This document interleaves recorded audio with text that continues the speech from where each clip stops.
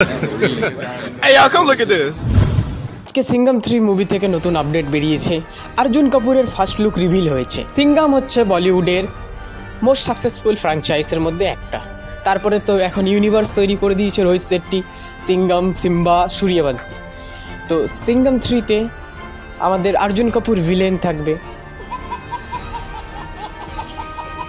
Rohit Shetty Singham 3 movie নিজে কী যে ভাবছে তা বোঝা যাচ্ছে না, কারণ সিঙ্গাম 3 মুভির কাস্টই শেষ হচ্ছে না। অজয় দেবগন, অক্ষয় কুমার, রণবীর সিং, হিরোইনদের মধ্যে দীপিকা, করিনা কাপুর, টাইগার শ্রফ, অর্জুন কাপুর, আর কেউ কি বাকি আছে?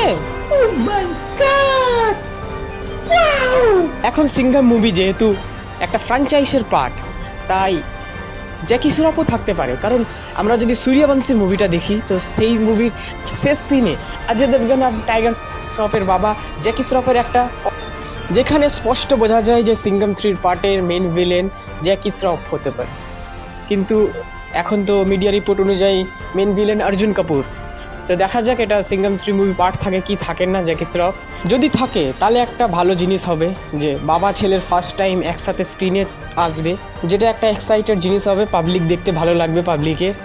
কিন্তু সিঙ্গাম 3-র কাছে মেন কথা হচ্ছে পুষ্পা 2 রিলিজ ডেট সেম। अब দেখা যাক সিঙ্গাম 3 অফিসিয়াল রিলিজ ডেটটা থাকে কি চেঞ্জ করে দেয়।